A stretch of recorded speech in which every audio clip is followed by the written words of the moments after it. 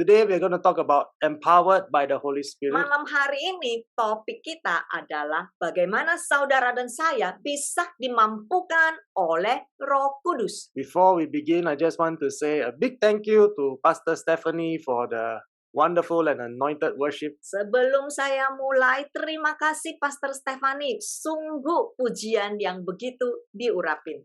I want to share with all of you what happened to me in the hospital when Saya- Jesus came and healed me. Saya mau membagikan sedikit kesaksian. Sewaktu saya di rumah sakit, Tuhan Yesus datang dan menyentuh aku. Banyak sekali orang bertanya, ini perasaannya seperti apa sih? Nah, hari ini saya mau membagikannya sedikit. On that night, other than touching me on my forehead and bringing healing to this body, I just felt that presence and the holiness of Christ so powerful and so awesome.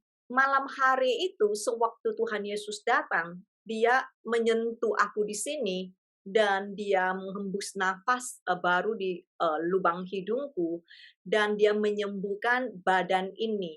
Nah, di luar dari dia menyembuhkan badan ini, ada suatu perasaan yang saya alami. Saya merasa di hadiratnya begitu kudus. When he touched me and filled me with his Holy Spirit, something happened. Sewaktu dia menyentuh aku dan dia pun mengurapi aku dengan Roh Kudusnya, ada sesuatu yang berubah. He gave me the conviction to walk and to practice holiness. Saya diberi suatu hati yang mau diinsyafkan untuk mau hidup kudus dan senantiasa dituntun oleh Roh Kudus. After that encounter, my life completely changed. Setelah pertemuan itu terjadi, kehidupanku berubah. I was never the same again. Aku sudah bukan lagi manusia yang sama seperti dulu. Many people say that they encounter God. Banyak sekali orang berkata mereka berjumpa dengan Tuhan. How can we encounter God but then have no transformation in our life? Banyak sekali orang berkata, aku dijamah Tuhan. Pertanyaan saya adalah, gimana orang yang bisa dijamah Tuhan atau mengalami Tuhan, tetapi kok kehidupannya nggak berubah-ubah? After that encounter with God, something inside me completely changed. I wanted so much to dwell in His holiness. Sebab buat aku, dari pengalaman bertemu kepada Tuhan dan di hadapannya, dari situ aku mulai sangat bergairah untuk hidup kudus dan untuk mengejar kebenaran terus. I just want to share this with you, my friends. No one can have an encounter with God and then after that, their life is not changed at all. Saya rasa sangat aneh dan tidak pernah kalau ada seseorang yang bertemu dengan Tuhan atau mengalami Tuhan, tetapi kehidupan mereka nggak pernah berubah, sama terus. So that night when He filled me with His Holy Spirit, when He brought healing into my body, I know something in me completely transformed and changed. Jadi malam itu sewaktu saya berjumpa dengan Tuhan dan saya dipenuhi dengan Roh Kudus dan bukan cuma sekedar tubuh saya disembuhkan, tetapi ada suatu pertukaran dan dari situ aku sangat diinsyafkan untuk mau mengejar Dia terus. So today as we explore the empowering of His Holy Spirit in our life, I want to just inspire all of you to open up your hearts and prepare yourself for that change.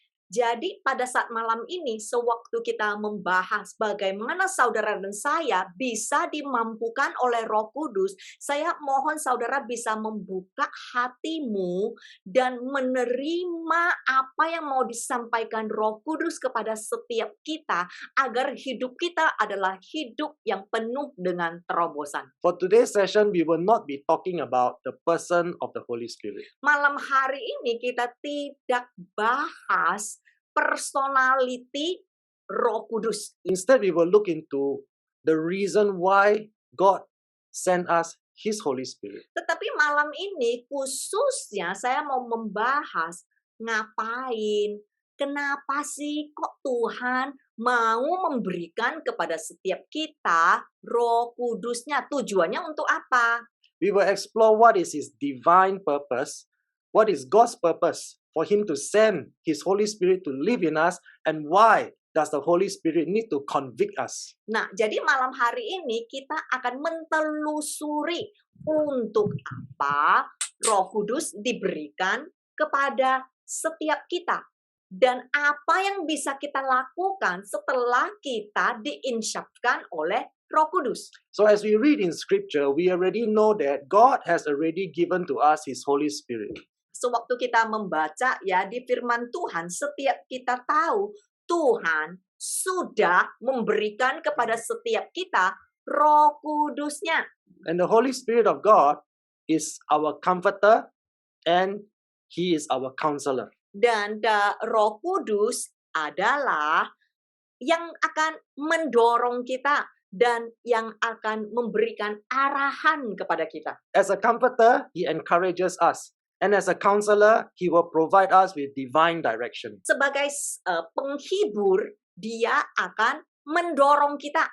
Dan sebagai penasehat kita, Dia akan memberikan arahan ilahi kepada kita. We know that the Holy Spirit is given to us so that we will be strengthened and will be able to overcome all the difficulties and the challenges in life. Roh Kudus juga diberikan kepada kita untuk membantu kita, menguatkan kita, sehingga kita mampu mengatasi kesulitan dan tantangan kehidupan, apapun itu. We also know that the Holy Spirit is our advocate and He intercedes for us. Kita juga tahu Roh Kudus adalah advokat kita, ya, pembela kita, dan Dia juga adalah pendoa syafaat kita. Meaning to say, He is our prayer intercessor. Ya, Roh Kudus juga adalah pendoa syafaat kita.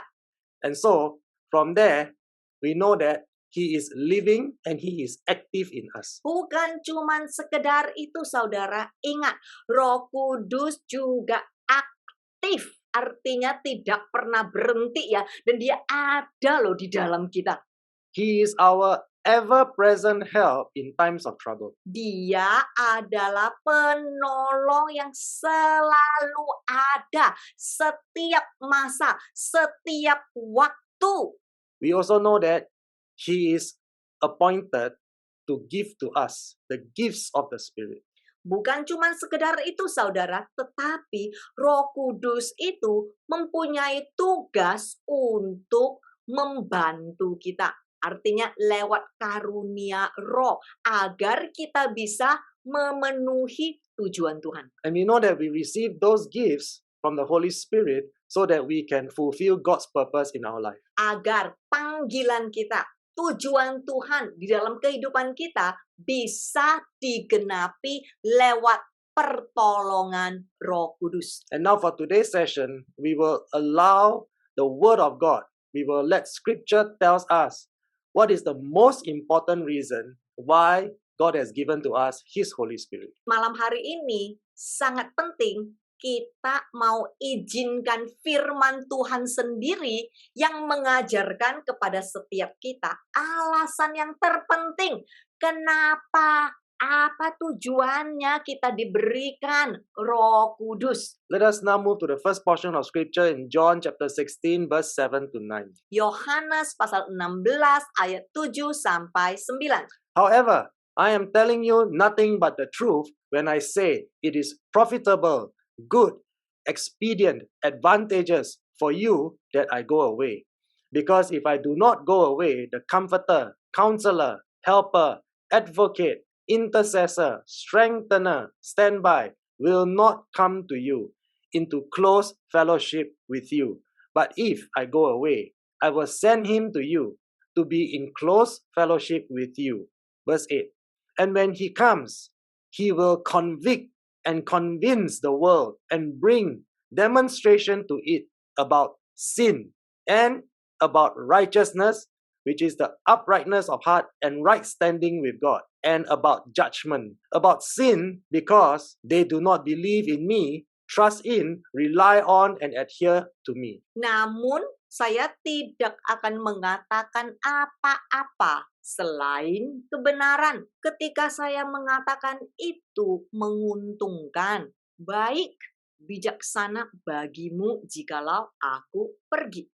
Karena jika aku tidak pergi, penghibur, penasehat, penolong, pengacara, pendoa syafaat, penguat, penjaga tidak akan datang kepadamu, bersekutu denganmu. Tetapi jika aku pergi, aku akan mengirim dia kepadamu untuk bersekutu denganmu.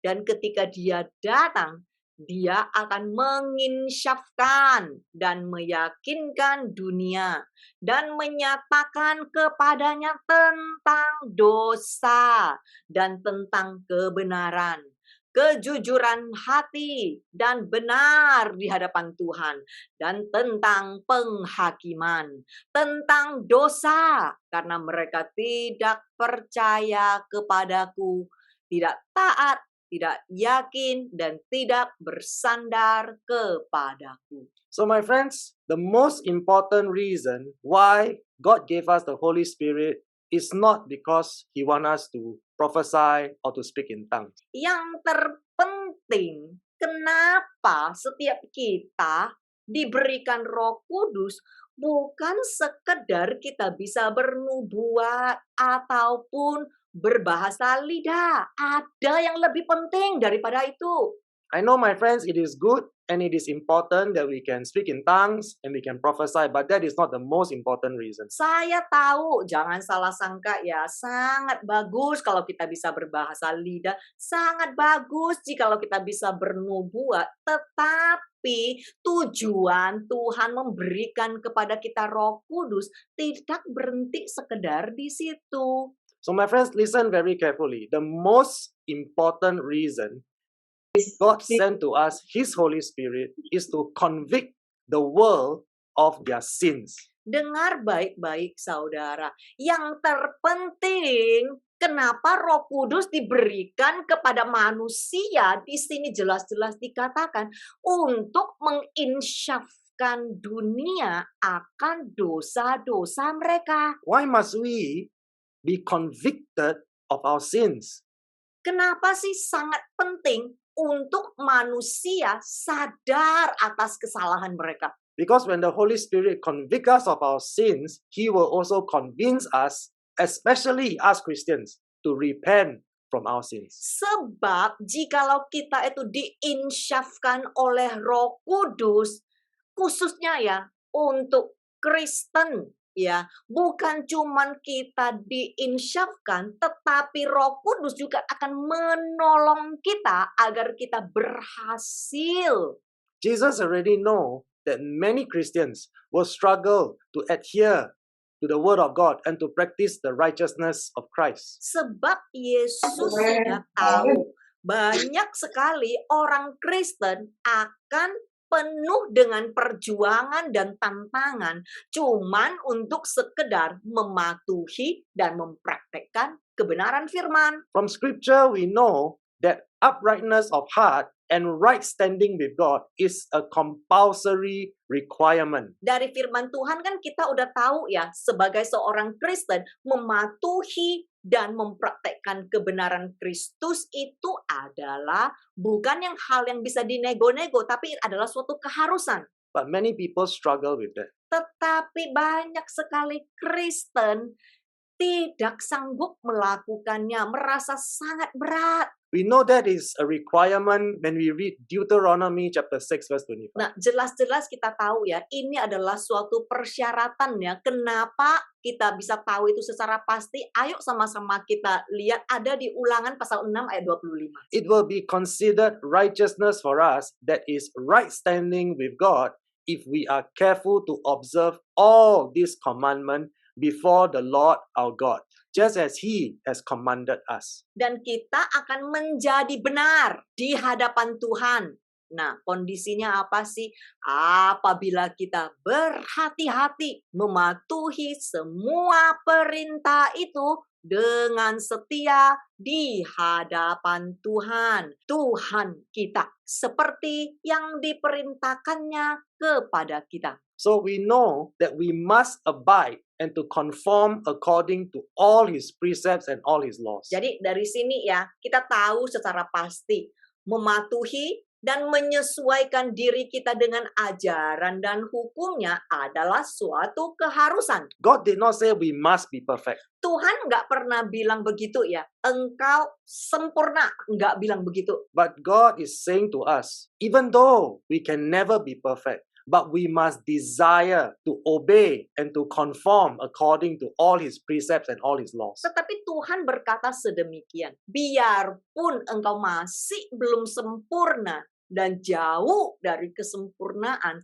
tetapi adalah bagianmu untuk berjuang, hidup patuh kepada aturannya. So listen very carefully, my friends. It is not because we have reached perfection. Tolong dengar baik-baik, bukan tentang saudara dan saya harus sempurna dan bisa mencapai tingkat kesempurnaan. Bukan sedemikian. None of us can be perfect. Tidak ada di antara kita siapapun yang sanggup bisa sempurna.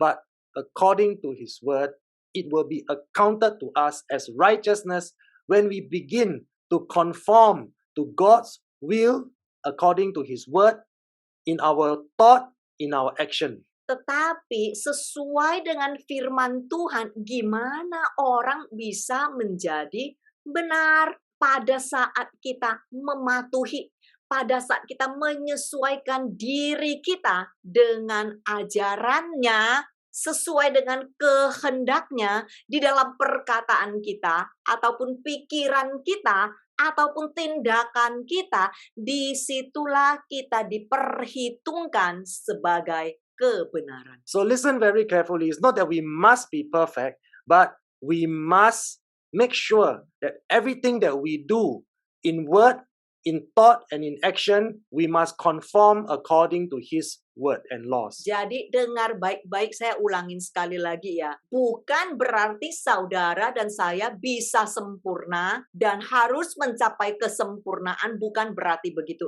Tetapi bagian saudara dan saya adalah pastikan di dalam perkataan kita, di dalam pikiran kita, dan di dalam tindakan kita, kita perjuangkan untuk menyesuaikan diri dan patuh kepadanya. So it will be accounted to us as righteousness and in right standing with God when we are watchful to do all his commandments. Disitulah firman Tuhan mengajarkan kita akan menjadi benar, dianggap benar di hadapan Tuhan. So the Holy Spirit is sent to convict and convince the world, especially Christians, about the day of judgment also. Jadi Roh Kudus itu diutus untuk menginsyafkan dan meyakinkan dunia, khususnya Kristen, tentang akan ada hari penghakiman.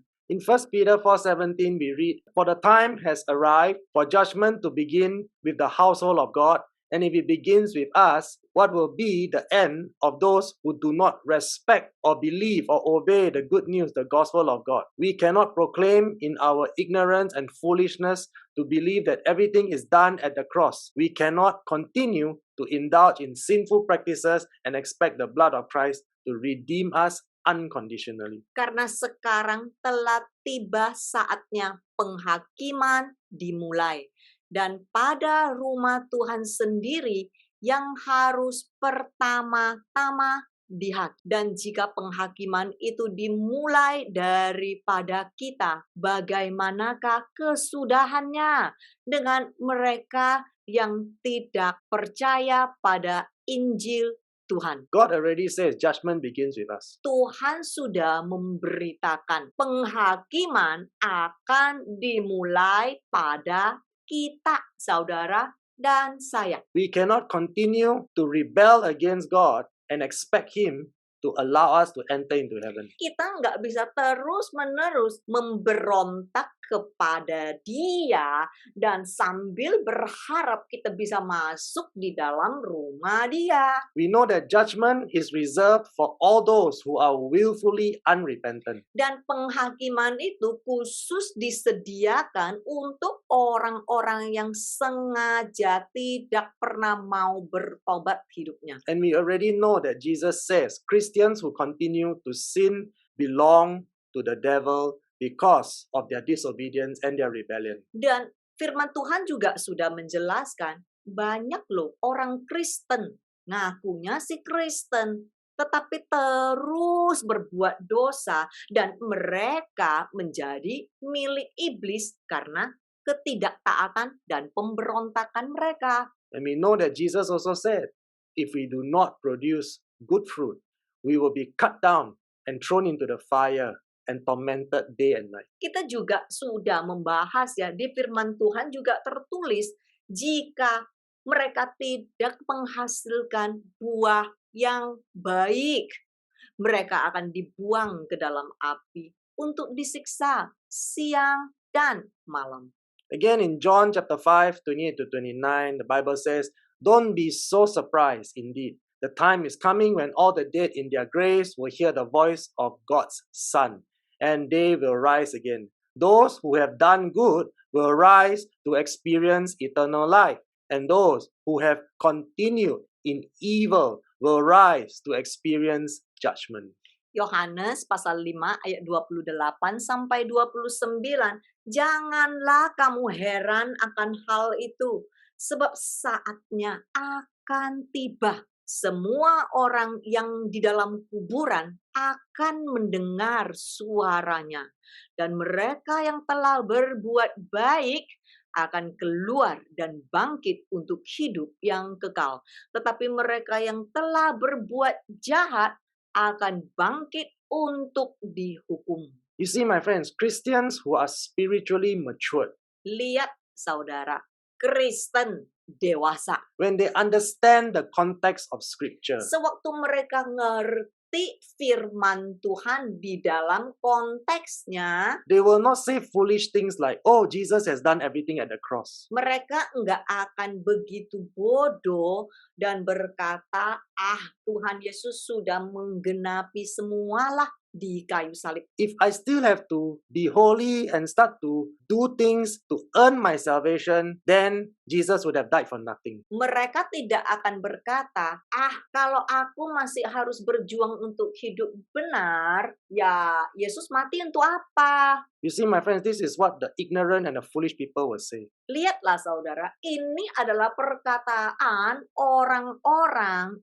yang ignoran dan yang bodoh. But when you look at this portion of Scripture and you understand the context of this Scripture, Sebab jikalau engkau baca baik-baik firman ini dan engkau pelajari firman ini dengan seksama, you know that Jesus never said that you must earn your own salvation. Yesus enggak pernah berkata engkau bisa mendapatkan keselamatan dengan caramu sendiri. Tidak berkata sedemikian. It doesn't mean that we need to do more ministry or give more money in order to have eternal life. Bukan berarti engkau bisa nabur lebih banyak duit ataupun melayani lebih banyak lagi tanpa Yesus cuman untuk mendapatkan keselamatan. Bukan berarti seperti itu. The most important thing that we need to do is to genuinely repent from our sins. Tetapi yang terpenting yang harus kita lakukan adalah secara tulus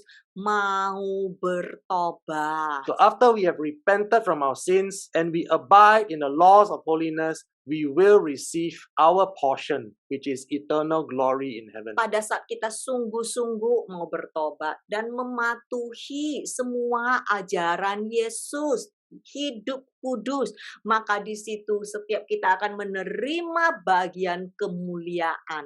And Jesus is very clear. He says, those who continue to be unrepentant, who continue in their habitual sin, they will never enter into heaven. Dan sangat jelas di sini dikatakan, mereka yang dengan sengaja tidak bertobat tidak akan mendapatkan kerajaan surga. When Jesus because they will rise and they will experience judgment and condemnation. Sewaktu Tuhan mengeluarkan suaranya, mereka akan bangkit dan setelah itu mereka bangkit untuk dihukum. So I repeat one more time so that you can understand very clearly. Saya ulangin sekali lagi ya, biar saudara benar-benar bisa mengerti. When they hear the voice of God's Son, which is Jesus Christ, Sewaktu mereka mendengar suaranya Yesus, all those who have died throughout the ages, they will rise from their graves. semua yang telah mati dari abad ke abad, mereka akan bangkit dari kuburan.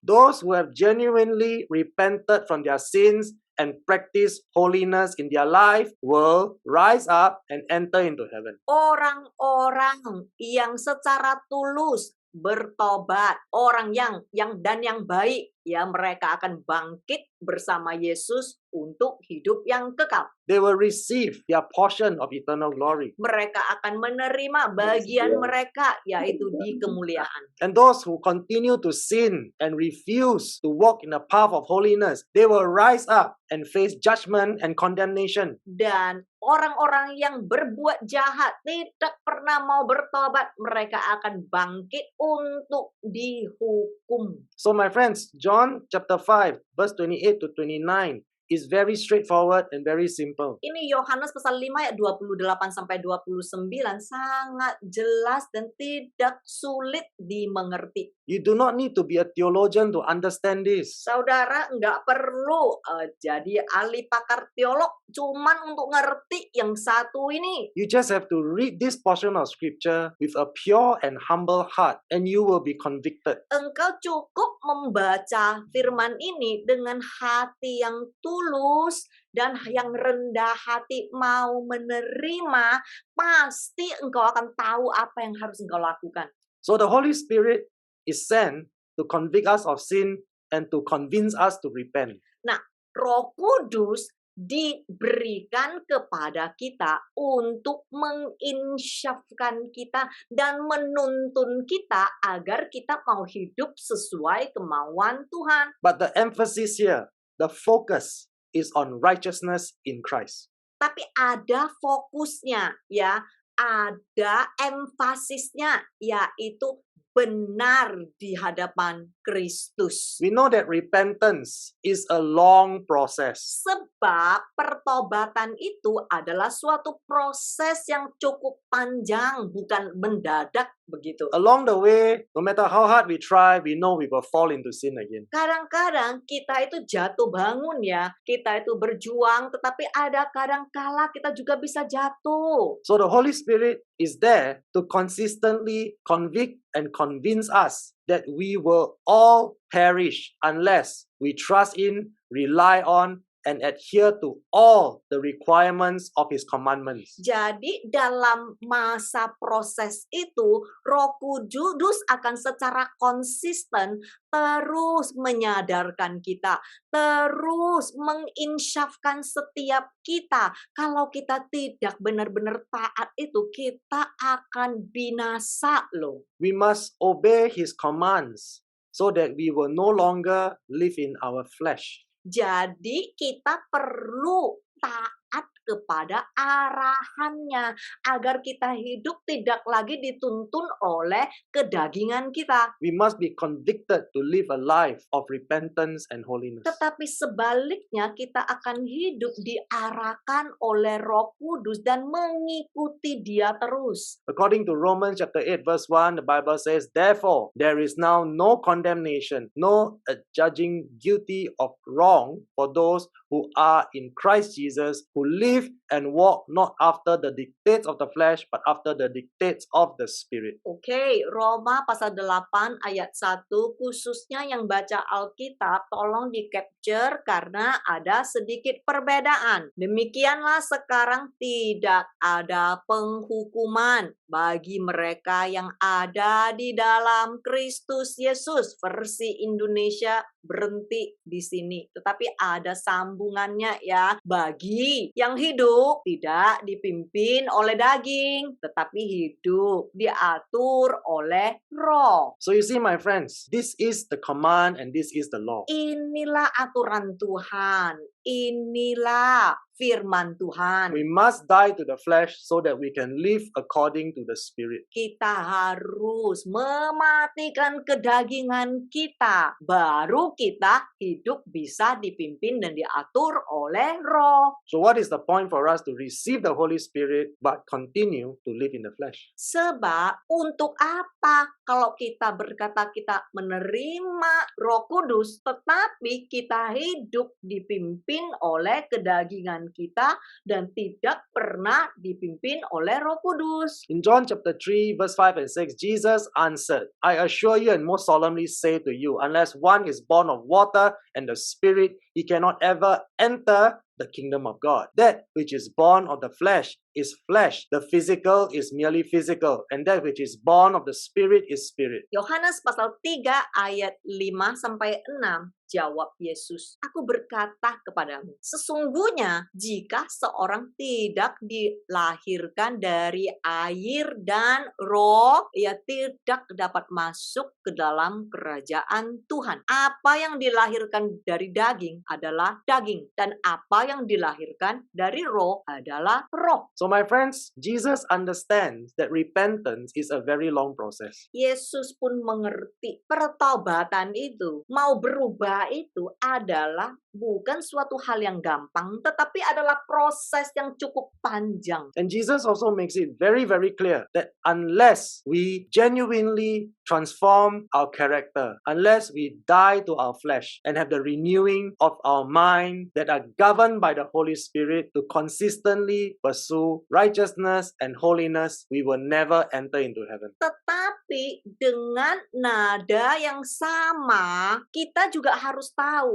jikalau kita tidak ada transformasi sejati, baik itu dari karakter kita, baik itu pembaharuan pikiran kita, baik itu jikalau kita tidak diinsyafkan oleh Roh Kudus, jikalau kita tidak secara konsisten mengejar kebenaran dan kekudusan, kita tidak bisa menerima bagian untuk hidup benar di hadapan Tuhan. So remember, my friends, it is written that we must be in right standing with God. It is not a choice. Sebab kita itu harus benar di hadapan Tuhan sesuai dengan firman Tuhan. Ini adalah suatu hal yang tidak bisa dinego-nego. So to be genuinely filled with His Holy Spirit, let us look at Romans chapter 8, verse 6 to verse 9. Nah, jadi gimana kita bisa secara tulus, secara murni, secara benar dipenuhi oleh Roh Kudus? Ayo sama-sama kita bahas lebih dalam lagi di Roma pasal 8 ayat 6 sampai 9. The mind governed by the flesh is death, but the mind governed by the Spirit is life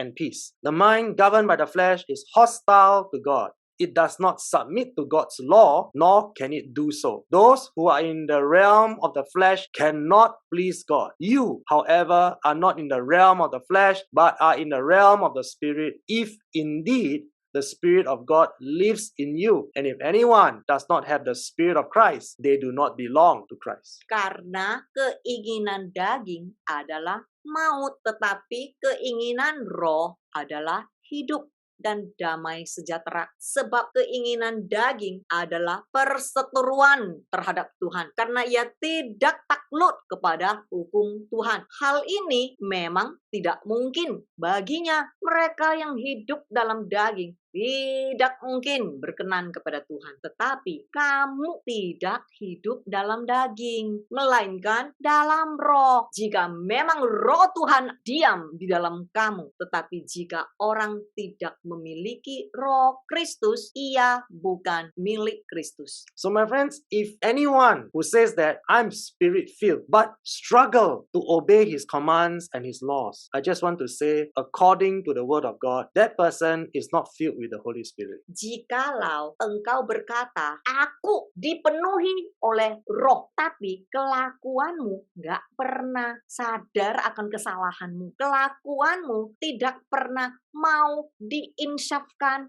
oleh Roh Kudus, maaf deh, saya mau bertanya ya, apakah engkau sungguh-sungguh dipenuhi Roh Kudus? Beneran nggak? Jesus tells us very, very clearly the mind that is governed by the flesh is always hostile to God, and it will never accept or submit to God's law. Sebab firman Tuhan berkata, keinginan daging adalah perseteruan terhadap Tuhan dan mereka tidak akan takluk kepada Tuhan, dan hal takluk kepada Tuhan adalah hal yang mustahil bagi mereka. That is the reason why we see that there are many Christians who struggle with their sin and they have no genuine repentance because they do as they please and they have no self-control and have no reverence towards God. Makanya kita lihat banyak sekali orang Kristen tidak pernah memiliki pertobatan sejati.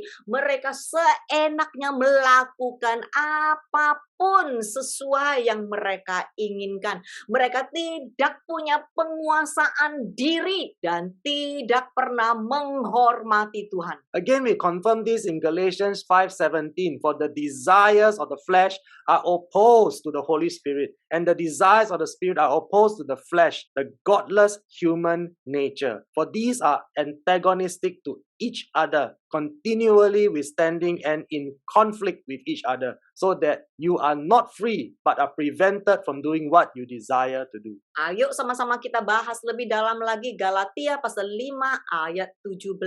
Sebab keinginan daging berlawanan dengan keinginan roh, dan keinginan roh berlawanan dengan keinginan daging. Karena keduanya bertentangan, sehingga kamu setiap kali tidak melakukan apa yang kamu kehendaki. Ini versi Indonesia. Tolong dirubah karena jauh. Oke, ya jadi tolong di capture, oke. Versi yang kita terjemahkan adalah begini. Oleh karena itu kamu tidak bebas. Oke, tetapi kamu itu terhalang untuk melakukan apa yang kamu kehendaki. Saya ulangin sekali lagi ya, biar jelas, oke? Ya, jadi tolong yang baca Alkitab dicatat. Galatia pasal 5 ayat 17. Sebab keinginan daging berlawanan dengan keinginan roh, dan keinginan roh berlawanan dengan keinginan daging, karena keduanya bertentangan. Oleh karena itu kamu tidak bebas, tetapi kamu terhalang untuk melakukan apa yang kamu kehendaki. Nangkap ya saudara ya, yang baca Alkitab nangkap ya, tolong di capture, ini sangat penting. So, my friends, again, when we are humble enough to accept the truth that is written in the Word of God, we will know what Jesus is saying to us. Jikalau kita adalah orang yang rendah hati, kita pasti bisa nangkap loh apa maksud Tuhan, apa yang sedang Tuhan ajarkan kepada setiap kita. Tetapi kita harus mau bersikap rendah hati di hadapannya. The evidence is very clear. Christians who are genuinely born again, they will always delight in the laws of God. Sebab ini sebetulnya tidak susah dibuktikan. Orang Kristen yang benar-benar dilahirkan kembali, lahir baru, artinya akan sangat senang akan ajaran-ajaran, aturan-aturan, ataupun hukum Tuhan. This is the confirmation when we can see the genuine born-again Christians. They will always be consistent to reject sin, and they are always faithful to pursue biblical holiness. Orang-orang Kristen yang benar-benar lahir baru ya, lahir baru itu bukan sekedar dicemplung air atau terima Yesus ya. Mereka akan selalu konsisten menolak dosa. Mereka akan selalu konsisten, biarpun salah, jatuh, mereka tetap mau bangun dan memperbaiki sikap mereka. Christians who are genuinely filled by the Holy Spirit will desire holiness because God our Father is holy. Kristen yang dipenuhi oleh Roh Kudus pasti adalah Kristen yang mau mengejar hidup kudus. Sebab Allah Bapa yang memberikan kepada kita Roh Kudus namanya adalah kudus. We confirm this in Romans chapter 8 verse 4 when the Bible says, so that the righteous and just requirement of the law might be fully met in us who live and move not in the ways of the flesh but in the ways of the Spirit, our lives governed not by the standards and according to the dictates of the flesh but controlled by the Spirit. Kita bisa lihat konfirmasinya ada di Roma pasal 8 ayat 4. Supaya tuntunan hukum Taurat digenapi di dalam kita, yang tidak lagi hidup menurut daging, tetapi hidup menurut roh. So the purpose and objective of the Spirit-filled Christian is to glorify God. It is to submit totally to His will. It is to be completely controlled by His Holy Spirit. Jadi tujuan orang Kristen dipenuhi oleh roh, nggak macem-macem saudara, agar kita bisa memuliakan Tuhan, agar kita bisa hidup untuk tunduk sepenuhnya kepada kehendaknya, agar hidup kita bisa dikendalikan ataupun diatur oleh Dia. In Luke 22:42, we know Jesus said, Father, if you are willing, remove this cup from me, yet not my will, but always yours be done. Lukas pasal 22 ayat 42. Yesus berkata seperti ini, "Ya Bapakku, jikalau engkau mau, ambillah cawan ini daripadaku.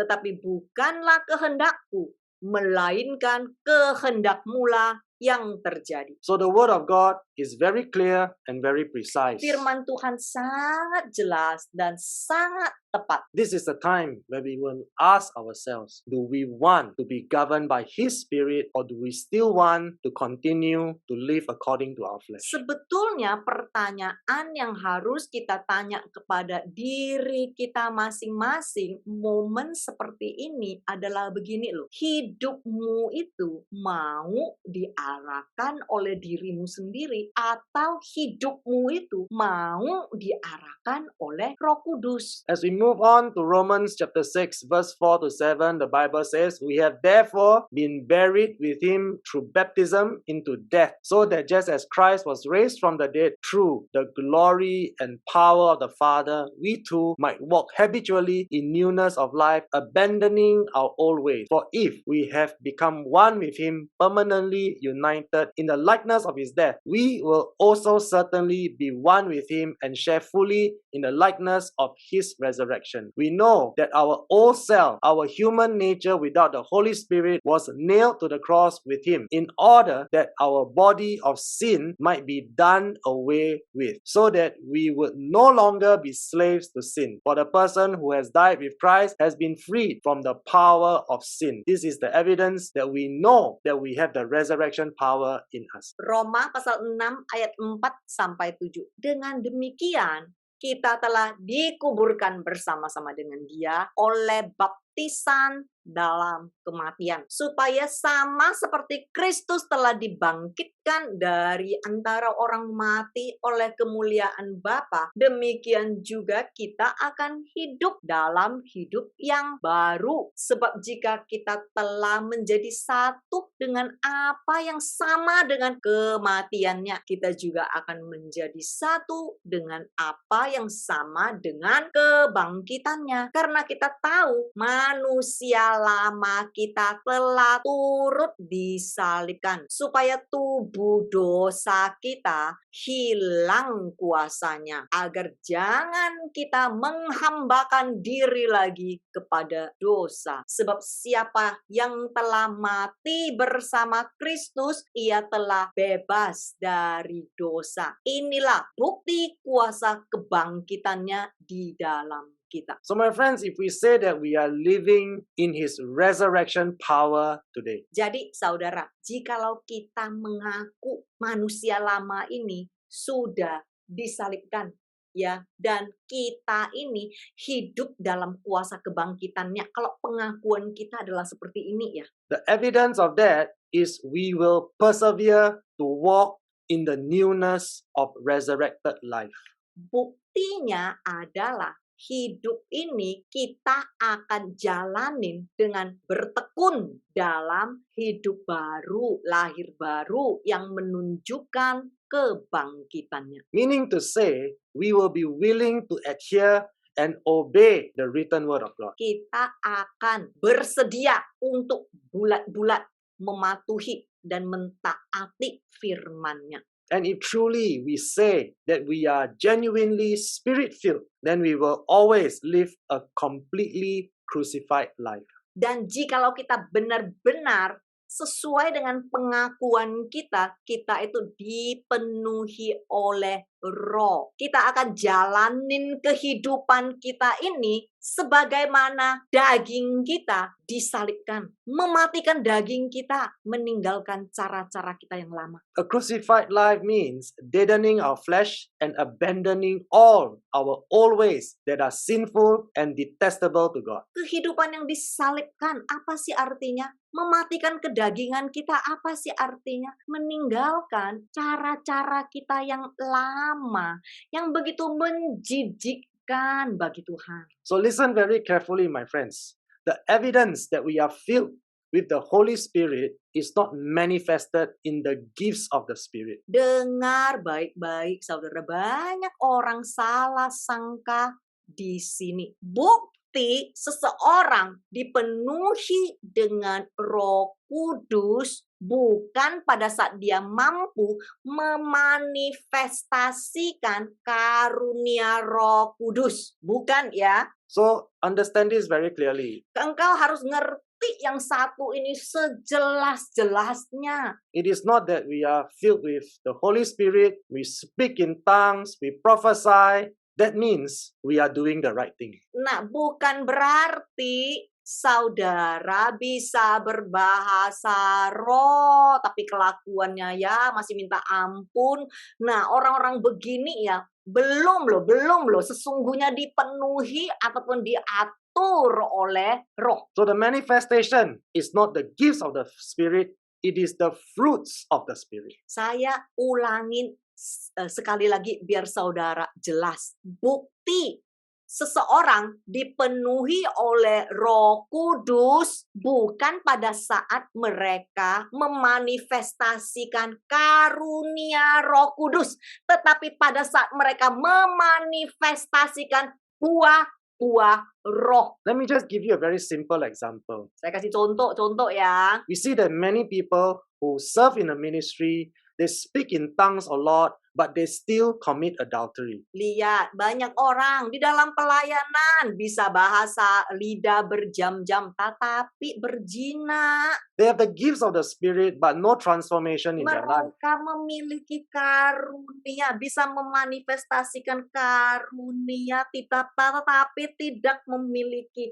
kehidupan yang benar dituntun oleh roh. But if a person is filled with the fruits of the Spirit, there is the fear of God, there is love, there is forgiveness, there is kindness. Tetapi jikalau orang memanifestasikan buah-buah roh, ada Roh Kudus yang bersama dengan mereka, nah mereka akan memiliki kasih, penguasaan diri, kesabaran, tidak marah-marah terus. They will never continue to live in sin. Mereka enggak akan mau terus-menerus melakukan hal yang buat Tuhan sedih. Now you understand why Jesus said, those who do not bear good fruit will be thrown into the fire. Sekarang saudara udah ngerti disambungkan kenapa Tuhan berkata jikalau engkau tidak berbuah yang baik, engkau akan ditebang dan engkau akan dilempar di lautan api. So here's the key point, my friend. We should not focus on the gifts of the Spirit. We must focus on the fruit of the Spirit. Kuncinya begini, jangan fokus terhadap karunia roh, tetapi fokuslah kepada buah roh. When you have the fruit of the Spirit, I assure you, the gifts of the Spirit will also be given to you. Sebab jikalau engkau memiliki buah roh, secara otomatis karunia roh akan diberikan kepadamu. Why is it more important for us to have the fruit of the Spirit? Kenapa lebih penting bagi saudara untuk memiliki buah roh daripada karunia roh? Because in Revelation 21:27, the Bible says, "But nothing that defiles or profanes or is unwashed shall ever enter it, nor anyone who commits abominations, unclean, detestable, morally repugnant things, or practices falsehood, but only those whose names are recorded in Lamb's book of life." Kenapa sangat penting, saudara? Karena ini ada hubungannya dengan keselamatanmu. Ayo kita sama-sama lihat di Wahyu pasal 21 ayat 27. Tetapi tidak akan masuk ke dalamnya sesuatu yang najis atau orang yang melakukan kekejian atau dusta. Tetapi hanya mereka yang namanya tertulis di dalam kitab kehidupan anak domba. So, my friends, let's develop the fruits of our spirit. Jadi saudara dan saya, kita harus memperkembangkan buah-buah roh di dalam setiap kita. Let our spirit join with God's spirit to develop the fruits of the Spirit. Biar roh kita bergabung dengan roh Tuhan dan memperkembangkan buah-buah roh di dalam tingkah laku kita. So we must ask for His power and His Holy Spirit and stop asking for the cheap things of this world. Dan tolonglah, janganlah meminta hal-hal yang murahan dari dunia ini. We need His Holy Spirit to help us to overcome our sinful nature. Kita perlu pertolongan Roh Kudus agar hidup ini bisa berubah, menang atas kelakuan kita yang buruk. So in Luke 11 verse 10 to 13, this is what Jesus is teaching us. For everyone who asks receives, everyone who seeks finds, and to everyone who knocks the door will be opened. You fathers, if your children ask for a fish, do you give them a snake instead? Or if they ask for an egg, do you give them a scorpion? Of course not. So if you sinful people know how to give good gifts to your children, how much more will your heavenly Father give the Holy Spirit to those who ask Him? Karena setiap orang yang meminta menerima, dan setiap orang yang mencari mendapat, dan setiap orang yang mengetuk baginya pintu dibukakannya.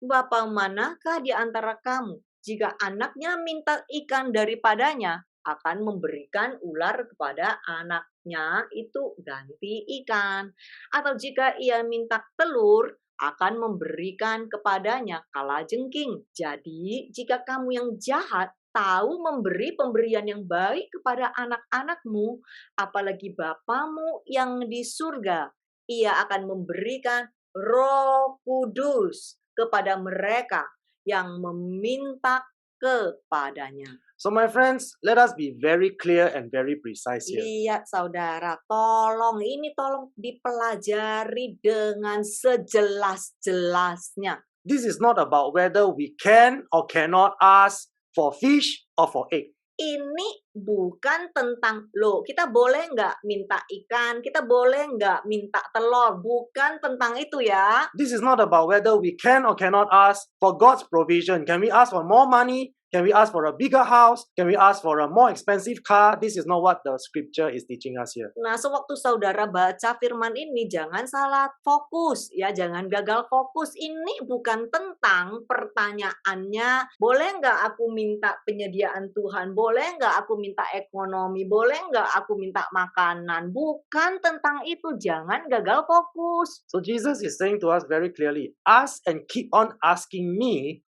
for the empowering of the Holy Spirit, so that we can be convicted of our sins, so that we can be convicted to repent. Yesus sedang mengajarkan kepada setiap kita, mintalah dan terus meminta. Minta apa? Mintalah kepadaku kuasa Roh Kudus, agar dengan kuasa Roh Kudus ini memampukanmu, menginsyafkanmu, menuntun kamu agar engkau sanggup hidup di dalam kehendak.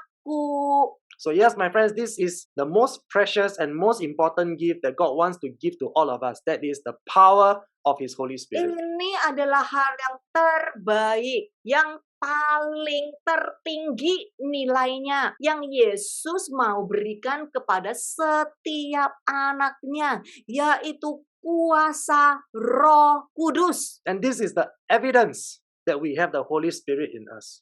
Dan inilah buktinya kalau kita berkata kita punya Roh Kudus di dalam kita. If God's Spirit is in us, we will always be convicted to repent from our habitual sin. Kalau beneran Roh Kudus ada di dalam kita, selalu kita akan diinsyafkan, disadarkan. Biarpun masih belum sempurna, masih jatuh, tetapi ada suatu kesadaran mau cepat-cepat berubah. When God's Holy Spirit is in us, we will always be convicted to pursue holiness and righteousness. Kalau sungguh-sungguh Roh Kudus ada di dalam kita, pasti kita akan selalu mengejar hidup yang kudus. We will always want to make sure that we are in right standing with God. Kita selalu akan memastikan dan selalu bertanya-tanya apakah hidupku ini adalah hidup yang benar di hadapan Tuhan. And those of us who have the Holy Spirit present in us, we will always learn to live like each day is the last. This is to prepare ourselves for the day of the coming judgment. Dan setiap orang yang ada Roh Kudus di dalamnya, mereka akan berhati-hati menjalankan kehidupan ini. Seandainya sebagaimana seperti hari ini adalah hari terakhir melakukan yang terbaik dan siap menghadapi hari penghakiman. Shall we pray? Ayo sama-sama kita berdoa. Father, we come before you and we are just so grateful and so humbled by your word. Ya Tuhan, kami datang di hadirat-Mu dan kami merendahkan diri kami sebab firman-Mu begitu luar biasa. We believe that you have filled our hearts with the power of your Holy Spirit. Kami percaya Engkau telah mengurapi setiap kami dengan kuasa Roh Kudus-Mu. And we know that it is according to your will and your purpose that your Holy Spirit shall bring conviction into our hearts to repent from our sins. Dan biarlah sesuai dengan tujuan dan kehendak-Mu, agar Roh Kudus yang sudah Engkau berikan kepada kami menginsyafkan dan menyadarkan hati kami. Let your Holy Spirit continue to bring conviction into our hearts that we may seek to please you every day of our lives. Iya Tuhan, biar Roh Kudus-Mu terus berkarya di tengah-tengah kami, terus bekerja di tengah-tengah kami, agar hidup kami adalah hidup yang penuh dengan kesadaran kami perlu Engkau, kami mau bertobat, kami mau hidup benar di hadapan-Mu. Yes, Father, our desire is to be in right standing with you. Iya Tuhan, sebab keinginan dan kerinduan kami adalah hidup benar di hadapan-Mu. Our desire is to continue to pursue biblical holiness. Iya Tuhan, sebab kerinduan hati kami adalah terus-menerus secara konsisten melakukan sesuai kehendak-Mu. So lead us by the power of your Holy Spirit. Tuntunlah setiap kami ya Tuhan dengan kuasa Roh Kudus-Mu. And enable us this day to prepare our hearts to spend eternity with you Dan in heaven. mampukan kami ya Tuhan agar di akhir dari kesudahan kami bisa menikmati kerajaan surga bersama-Mu. Thank you, Jesus, for dying on the cross for our sins. Terima kasih Yesus, Engkau sudah mati di kayu salib buat setiap kami. Thank you, Jesus, that you have given us eternal life. Terima kasih Tuhan, Engkau sudah memberikan hidup yang kekal bagi kami. And in Jesus' name, all of God's people say, Dan di dalam nama Tuhan Yesus, sama-sama yang menerima kami katakan, Amen. Amin. Thank you very much. Amin. Dan terima kasih.